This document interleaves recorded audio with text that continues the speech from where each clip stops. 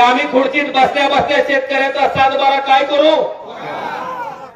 झाला गाव कोरा.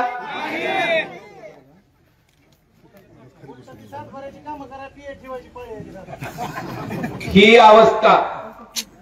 आज मला सगळ्या शेतकऱ्यांना विचारायचंय की इतक्या कठीण परिस्थितीतनं जी सोयाबीन तुम्ही काढलं, कुणाचे हाय का घरात? आता सोयाबीन राहिलं का शिल्लक? घरात हाय का सोयाबीन कुणाच्या? ज्यानं थोडं बहुत काढलं त्यानं सुद्धा 1000, 2000, 1500 कुठं आहे सरकारचं हमी भाव खरेदी केंद्र? झालं का चालू कुठं? आणि साहेब मला आपल्याला सांगायचंय की 11,000 रुपये 12,000 रुपये क्विंटलनं सोयाबीन आम्ही विकले का नाही? आज तीच सोयाबीन केंद्र सरकारनं सोयाबीन आयात केल्यामुळं त्या ठिकाणी 2000 ते 2500 रुपयाच्या किमतीनं विकायची वेळ आली का नाही तुमच्या आमच्या? ही सरकारचं शेतकऱ्याच्या बाबतीतलं धोरण, सरकारचं शेतकऱ्याच्या बाबतीतली नीती. आणि आदरणीय उद्धवजी, या सगळ्या शेतकऱ्यांना जर आशा असेल, अपेक्षा असेल तर फक्त तुमच्याकडनं आहे.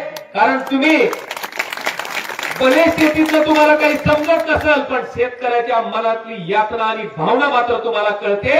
आणि म्हणूनच तुम्ही खुर्चीवर कर्जमाफीचं त्या ठिकाणी जे वचन दिलं होतं ते बसल्या बसल्या पूर्ण केलं. आणि त्याची जाणीव आज आम्हाला आहे.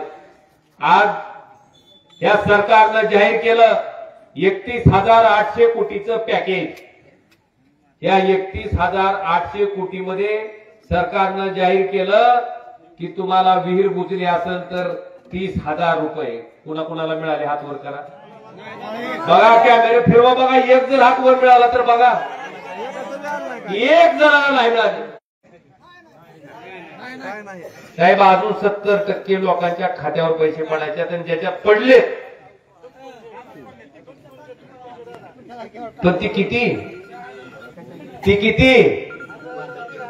700, कुणाला 1100, कुणाला 700. हो का नाव आणि हो का पैसे 1072.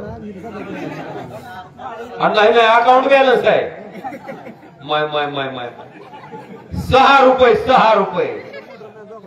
कसं वाटतंय? अक्षरशः शेतकऱ्याच्या जखमेवर मीठ चोळायचं काम हे सरकार करतंय साहेब. आणि आशा फक्त तुमच्याकडनं आहे. आणि निश्चितपणे साहेब तुम्ही आम्हाला न्याय देताल ह्या अपेक्षेनं. खरं तर आता रब्बीची पेरणी चालू आहे.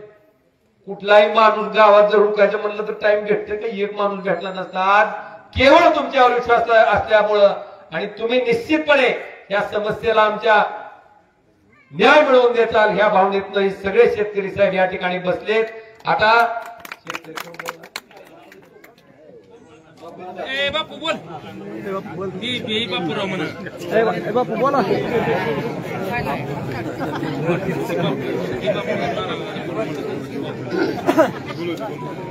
आजचा दिवस शेतकऱ्याच्या दुःखातला जाणीव करून घेणारा नेता आपल्या महाराष्ट्रात पहिला माजी मुख्यमंत्री उद्धवजी ठाकरे आणि त्यांच्या साथीदार ओमदादा निंबाळकर, रणजित पाटील असलेले, पुणे असलेले. माझा काय एवढा अभ्यास नाही, पण तुला जी काय माहितीये ती सांगतो. ह्या सगळ्या सरकारनं पहिल्यापासून फसवणूक करीत आलेली. फसवणूक म्हणजे साधी नाही. त्या मुंबई शहरात अंधेरी भागात एक स्त्री न्याय मागा गेली होती. आमच्या पवार साहेबांनी सांगितलं होतं तिचा पती मुंबईत विलक्षण घेऊ नका. त्या शिंदेच्या बाह्या भरपूरल्या. त्या बाईनं धावत्या वेगानं कोर्टात राजीनामा दिला आणि लढाई लढविली. 7,755 मतानं त्या शिंदेचा मोबदला त्याच्या पत्रावर टाकला. ती भाड्या म्हणत होता माझ्या बाजूने उभा राहा, त्याच्या बाजूने उभा राहू नये. पुन्हा अनेक या उद्धवजी साहेबाला हिंदी येते का? ह्याला काय त्याचं पडलं होतं हिंदी म्हणून मराठी म्हणून. सांगा की तुम्ही हिंदी येऊ अगर नाही येऊ. आणि हे लोक तशी शेतकऱ्याची तळमळ जाणून घेतात तसं बाकी त्याला जाण नाही. ही ध्यानात ठेवा. शेतकऱ्याला नुसतं काय आम्ही भाव देऊ. लोकांनी कांद्यात केलं टमाट्यावर नाही की वाहना घातल्या तिला का भाऊ काय नाही. नुसतं गुणमात बोल नाही. हे काय म्हणते ते शिंदेने म्हणायचं इतकं पैसे कुठं आणायचे लाडक्या बहिणीला चोकोलन ठेवलं तुझ्या घरी 4 चाकी टाके तुला नाही त्यांच्या बापाच्या घरी नाही का 4 चाकी 2 चाकीवर काय कशाला घोषित केलं तुम्ही फक्त शेतकऱ्याचाच न्याय करा बोलल्या परमान अनुदान द्या आणि एका भाषेला त्यांच्या मोबाईलला पत्वा एवढं बोलतो मस्त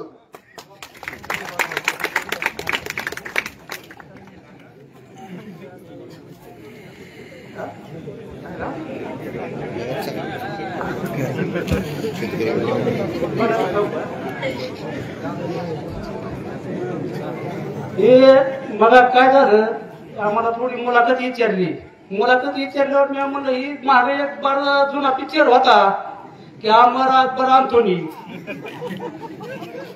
बरोबर आहे का मग ही 3 जण म्हणलं हे अमर अकबर अँथोनी की म्हणलं एक जणांनी म्हणायचं पैशाचं सोंग करा येतं का एक जणांनी म्हणायचं ही सरकार घेणार नाही एक जणांनी म्हणायचं राजकारण आणून बरोबर आहे का काय आणि इकडे तसा शेतकऱ्याचा तडफडा आणि घोषित करतोय एक अधिकाऱ्याला सांगतोय एक जनतेत बोलतोय एक त्याचा काय कुठला तुम्हाला काम मिळत नाही तर मी आम्हाला सांगितलं यांना की ह्यांना ह्या औषधाने कोणी येणार नाही ह्यांना लॉकडाऊन टाका पाहिजे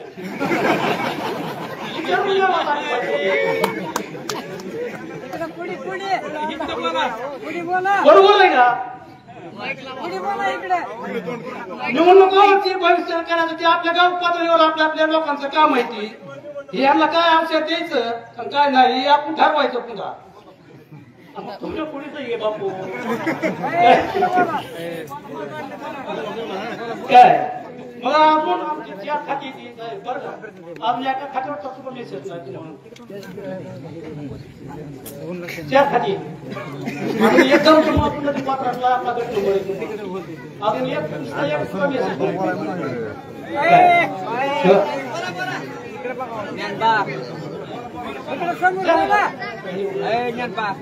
तुम्ही एवढा एक निर्णय घ्यावा थोडा ह्या गोष्टीनं ह्या औषध जमणार नाही काय बोलीला घ्यावा लागेल आपण सुद्धा तो आणतो